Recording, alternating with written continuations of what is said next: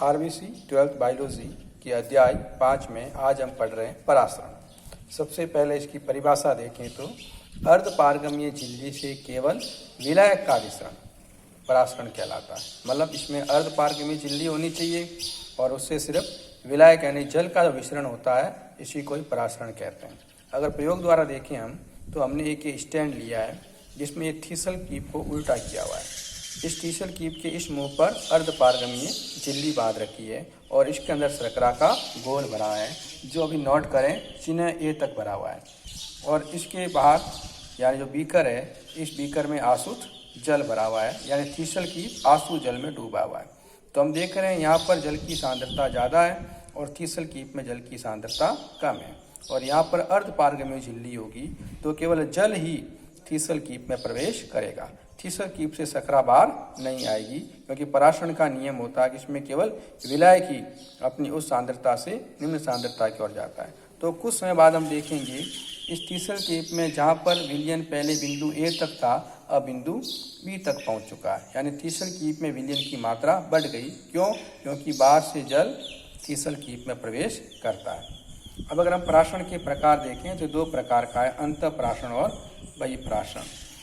अंतःपरासरण में क्या होता है, जब कोशिका में जल के अणु प्रवेश करते हैं तो इसे अंतःपरासरण कहते हैं। और ये तब होगा जब कोशिका खुद अतिपराश्री हो और वो जिस बाह्य घोल में डूबी हुई है वह बाह्य घोल अल्पराश्री हो।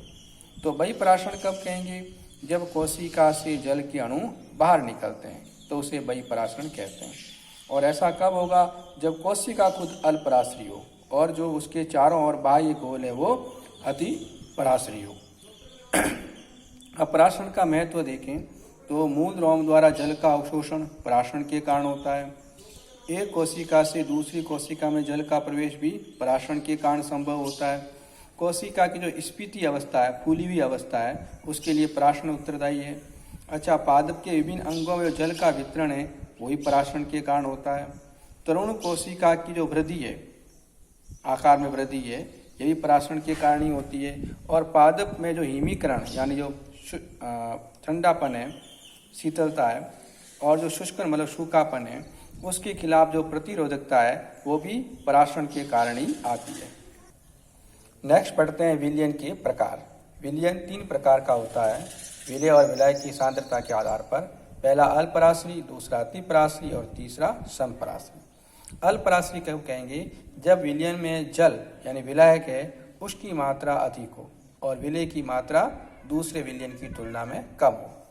तो अतिपराश्री कब कहेंगे, अल्पराश्री का उल्टा यानी जब विलायक यानी जल की मात्रा दूसरे विलयन से कम हो और विलेय की मात्रा दूसरे विलयन से अधिक हो तो उसे कहेंगे अतिपराश्री। मतलब जिसमें विलेय अधिक वो अतिपराश्री और जिसमें विलेय कम वो अल्पराश्री।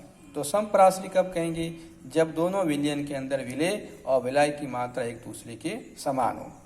तो एक अगर अपने डायग्राम देखें, अपन 2 विलयन लिए ए और बी। विलयन ए में जल है 70%, शर्करा है 30%। तो विलयन बी में जल है 80% और शर्करा है 20%। तो अपन देख रहे हैं इसमें विलेय की मात्रा कम है तो विलयन बी अल्पराश्री है और इसमें विलेय की मात्रा ज़्यादा है तो विलयन बी अतिपराश्री है।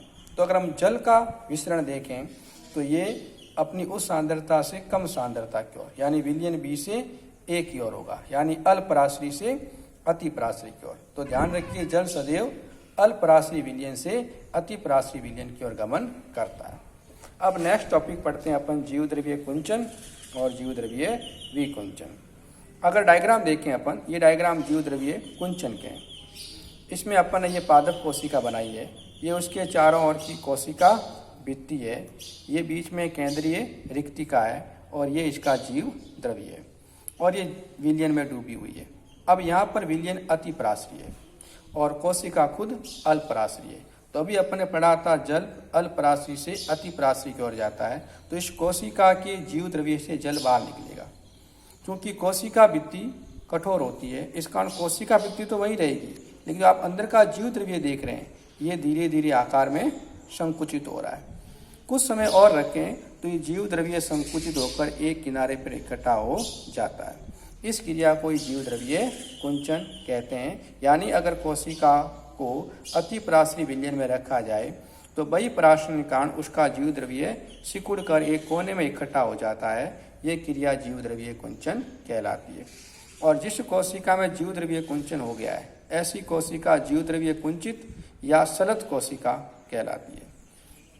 अच्छा, अब जीव द्रव्य विकुंचन, इसमें क्या है, हमने वापस एक सलत कोशिका ली है और अब ये कोशिका खुद अति पराश्री है और जिस विलयन में ये डूबी हुई है वो विलयन अल्पराश्री है।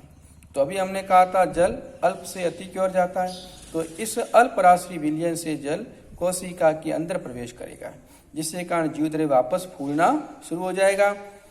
और थोड़ी देर रखेंगे तो जीव द्रव्य फूलकर वापस पूरी की पूरी कोशिका में आ जाएगा। तो ये क्रिया जीव द्रव्य विकुंचन कहलाती है। और ऐसी कोशिका जीव द्रव्य विकुंचित या स्फीत कोशिका कहलाती है। अब ध्यान रखना, जीव द्रव्य कुंचन और विकुंचन का अध्ययन करने के लिए रोहिला डिस्कलर पादप की पत्तियां काम में लेते हैं। क्यों लेते हैं? क्योंकि इसका जीव द्रव्य बैंगनी रंग का होता है। इस कारण हमें जीव द्रव्य का कुंचन हो रहा है या जीव द्रव्य का विकुंचन हो रहा है वो आराम से दिखाई दे सकता है। धन्यवाद।